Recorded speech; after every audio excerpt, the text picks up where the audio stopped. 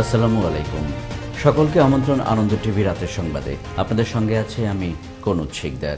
নোয়াখালীর বেগমগঞ্জের একলাসপুরে এক নারীকে মধ্যযুগীয় কায়দায় নির্যাতন ও শ্লীলতাহানির চেষ্টা এবং কুপ্রস্তাবে রাজি না হওয়ায় বস্ত্রহীন ভিডিও চিত্র মোবাইলে ধারণ করে সামাজিক যোগাযোগ মাধ্যমে ভাইরাল করে একদল যুবক।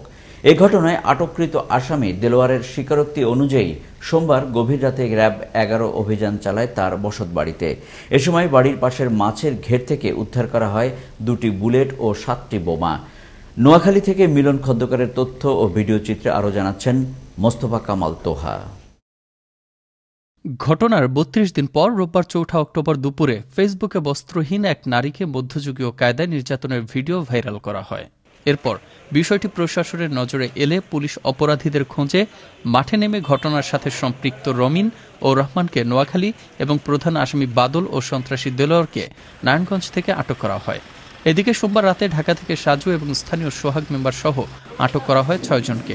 প্রধান আসামি বাদল সহ সোহাগ মেম্বারকে আদালতে হাজির করে 7 দিনের রিমান্ড আবেদন করে পুলিশ। এই ঘটনায় ধিক্কার ও নিন্দা জানাচ্ছেন জেলার সর্বসাধারণ।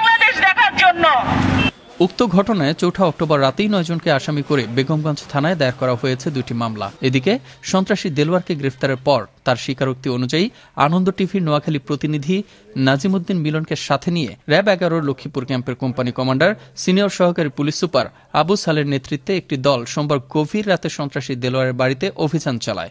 এ সময় বাড়ির পেছনে মাছের খামারের টংঘর থেকে 2টি বুলেট এবং 7টি বোমা উদ্ধার করা হয়। নোয়াখালী বেগমগঞ্জ থানা এবং ঘটনাস্থল পরিদর্শনে এসে অভিযান অব্যাহত রেখে সবাইকে আইনের আওতায় আনা হবে বলে জানান চট্টগ্রাম রেঞ্জের ডিআইজি আনোয়ার হোসেন। এই মামলাটা সুষ্ঠুভাবে তদন্ত করে এর সাথে জড়িত সবাইকে গ্রেফতার করে বিচারের আওতায় আমরা আনতে চাই এবং ইতিমধ্যেই বেশ কয়েকজন আসামি গ্রেফতার হয়েছে। মামলাটির তদন্ত কার্যক্রম চলমান আছে। আমরা এই মামলাটির সর্বোচ্চ গুরুত্ব দিয়ে তদন্ত করা হবে। গ্রেফতারকৃত আসামিদের সর্বোচ্চ শাস্তি নিশ্চিত করা হোক, এমনটাই প্রত্যাশা দেশের সর্বসাধারণের। মোস্তফা কামাল তোহা, আনন্দ টিভি, নিউজ ডেস্ক। দেশে করোনা ভাইরাসে আক্রান্ত হয়ে মৃত্যু হলো আরও 30 জনের। এ নিয়ে মৃতের সংখ্যা বেড়ে দাঁড়ালো 5405 জনে। এছাড়া গত 24 ঘন্টায় নতুন করে করোনা ভাইরাসে আক্রান্ত হয়েছেন 1499 জন। মঙ্গলবার স্বাস্থ্য অধিদপ্তর থেকে পাঠানো এক সংবাদ বিজ্ঞপ্তিতে এই তথ্য জানানো হয়।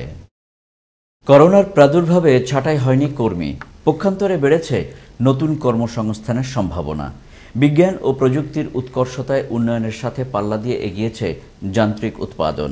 প্রযুক্তির ছোঁয়ায় এখন আসবাবপত্র, দরজা ইত্যাদির কারুকাজ সম্পূর্ণ কম্পিউটারাইজড সিএনসি মেশিনের মাধ্যমেই করা সম্ভব হচ্ছে। এর ফলে বেঁচে যাচ্ছে সময়, তৈরি হচ্ছে হাজারো মানুষের কর্মসংস্থান। প্রতিবেদনে এমনই চিত্র তুলে ধরেছেন সহকর্মী কাজী আল আমিন। আধুনিকতার ছোঁয়ায় কম্পিউটারাইজ নিউমেরিক্যাল কন্ট্রোল নামে পরিচিত সিএনসি মেশিন আধুনিক প্রযুক্তি ব্যবহার করে যে কোনো আসবাবপত্রের কারুকাজ ফুটিয়ে তোলার জন্য জটিল কাজগুলো নিখুঁত ও সূক্ষ্মভাবে করার ক্ষেত্রে সিএনসি মেশিন ব্যবহার করা হয়। এতে সময় লাগে কম।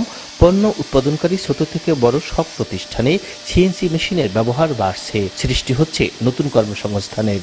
এখানে প্রশিক্ষণ নিয়েছি, 18,000 টাকা বেতন পাই। আমি ইন্টারমিডিয়েট পাস করছি। আমি প্রশিক্ষণ নিয়ে এই কোম্পানিতে 25,000 টাকা বেতনে চাকরি করতেছি। এই বছর প্রশিক্ষণ নিচ্ছি এবং আমার প্রশিক্ষণ প্রায় শেষ পর্যায়ে। আমি আশা করি প্রশিক্ষণ শেষে আমি ভালো একটা চাকরি পাবো। এদিকে বেকারত্ব দূরীকরণের লক্ষ্যে দক্ষ প্রশিক্ষক দ্বারা শিক্ষিত ও স্বল্প শিক্ষিত লোককেও হাতে কলমে প্রশিক্ষণ দেওয়ার মাধ্যমে এই মেশিন অপারেশন করে তৈরি করা হচ্ছে মনোমুগ্ধকর নকশা। আমরা এখানে শিক্ষিত এবং কম শিক্ষিত লোকদের প্রশিক্ষণ দিয়ে থাকি এবং বাংলাদেশে আমরা আমাদের সিএনসি মেশিন বিভিন্ন এলাকায় আছে, সেইখানে আমরা 20 থেকে 25,000 টাকা বেতনে তাদের চাকরি দিয়ে থাকি।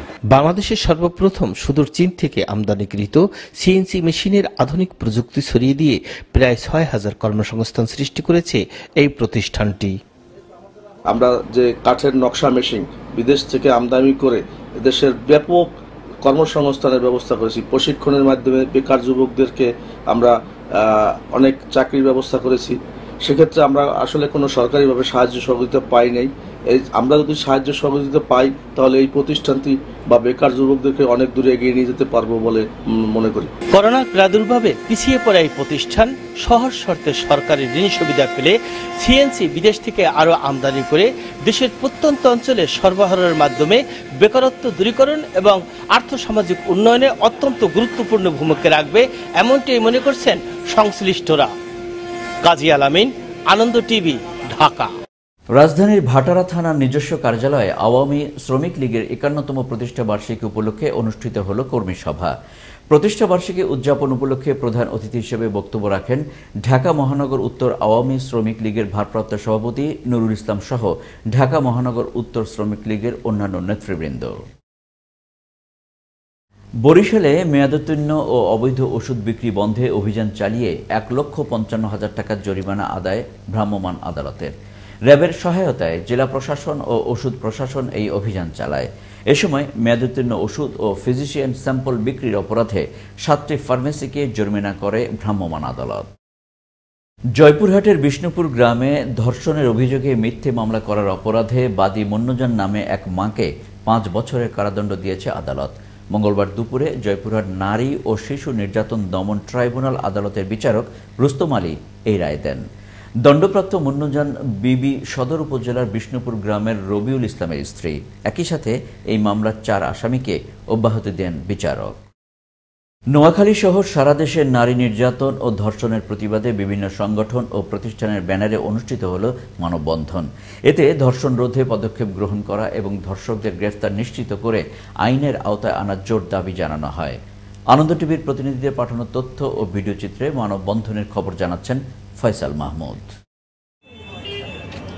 গণধর্ষণ ও ধর্ষণের প্রতিবাদে বরিশাল গণ অবস্থান এবং মানববন্ধন করেছে সাধারণ শিক্ষার্থী সহ বিভিন্ন সংগঠন। বরিশাল প্রেস ক্লাবের সামনের সড়কে কর্মসূচি পালন করে সংগঠনগুলো। মানববন্ধনে ছিলেন শিক্ষার্থী সামাজিক প্রতিরোধ কমিটি, বাংলাদেশ ছাত্র ও যুব অধিকার পরিষদ।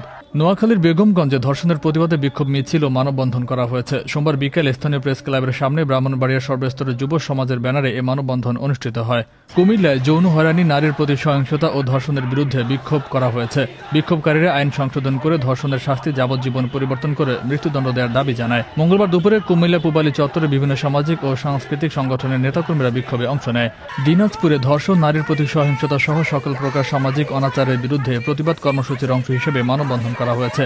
দিনাজপুর প্রেস ক্লাবের সামনে সামাজিক অনাচার প্রতিরোধ কমিটির ব্যানারে মানববন্ধন করা হয়। ধর্ষণের বিরুদ্ধে সামাজিক প্রতিরোধ গড়ে তুলতে ফরিদপুরের মানববন্ধন কর্মসূচি পালন করা হয়েছে। ফরিদপুর সদরপুরে একতা ফাউন্ডেশনের উদ্যোগে মঙ্গলবার সকালে ফরিদপুর প্রেস ক্লাবের সামনে ঘণ্টাব্যাপী মানববন্ধন কর্মসূচি পালন করা হয়। দেশব্যাপী সংঘটিত যৌন হয়রানি ও নারীদের সুরক্ষা নিশ্চিতকরণের দাবিতে মানববন্ধন কর্মসূচি পালন করেছে গোপালগঞ্জের সাধারণ শিক্ষার্থীরা। মঙ্গলবার স্থানীয় প্রেস ক্লাবের সামনে ঘণ্টাব্যাপী এই মানববন্ধন পালন করে সাধারণ শিক্ষার্থীরা। পরে শিক্ষার্থীরা গোপালগঞ্জ জেলার নারী ও শিশুদের নিরাপত্তা নিশ্চিতের দাবিতে জেলা প্রশাসকের কাছে একটি স্মারকলিপি প্রদান করে।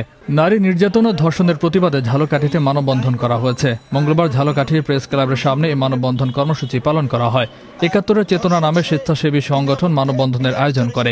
এতে শিক্ষার্থী, শিক্ষক, সাংবাদিক, সামাজিক স্বেচ্ছাসেবী ও সাংস্কৃতিক সংগঠন নেতৃবৃন্দ অংশ নেয়। গৃহবধূকে নির্যাতনের প্রতিবাদে নোয়াখালীতে কয়েকটি মানবাধিকার সংগঠন, এনজিও মানববন্ধন ও প্রতিবাদ সমাবেশ করে। এসে গড়ি উন্নয়ন সংস্থা, এনআরডিএস, নারী অধিকার জোট, এফপিএবি বিভিন্ন সংগঠনের ব্যানারে এ মানববন্ধন অনুষ্ঠিত হয়। দেশব্যাপী নারী ও শিশু ধর্ষণের প্রতিবাদে মুন্সিগঞ্জে মানববন্ধন অনুষ্ঠিত হয়েছে। মঙ্গলবার মুন্সিগঞ্জ প্রেস ক্লাবের সামনে প্রধান সড়কে বিভিন্ন সংগঠনের ব্যানারে নানান শ্রেণীর পেশার মানুষের উপস্থিতিতে কর্মসূচি পালন করা হয়। ধর্ষণ রোধে পদক্ষেপ এবং ধর্ষকদের দ্রুত গ্রেফতার নিশ্চিত করে আইনের আওতায় এনে দৃষ্টান্তমূলক শাস্তির দাবি দেশবাসীর। ফয়সাল মাহমুদ, আনন্দ টিভি, ন্যাশনাল ডেস্ক। লক্ষ্মীপুরের রামগতিতে এক বিধবা নারীকে দল বেঁধে ধর্ষণের ঘটনায় ৫ জনকে আসামি করে থানায় মামলা দায়ের করা হয়েছে। নির্যাতিতা নারী বাদী হয়ে রামগতি থানায় মামলা দায়ের করেন। পরে পুলিশ উপজেলার কলাকোপা এলাকায় অভিযান চালিয়ে মামলার এজাহারভুক্ত ২ আসামি জামাল উদ্দিন ও সোহেলকে গ্রেফতার করে। রামগতি থানার ভারপ্রাপ্ত কর্মকর্তা সোলাইমান উদ্দিন ঘটনার সত্যতা নিশ্চিত করেন। এই ছিল এখনকার মতো। করোনা থেকে আপনি এবং আপনার পরিবারকে সুরক্ষায় রাখতে সরকারি নির্দেশনা মেনে চলুন। জরুরি প্রয়োজন ছাড়া বাসা থেকে বের হবেন না। আনন্দ টিভির সর্বশেষ সংবাদ এবং বিনোদন সবার আগে দেখতে www.facebook.com/anondotvbd পেজে যুক্ত হন। ধন্যবাদ সকলকে। শুভরাত্রি।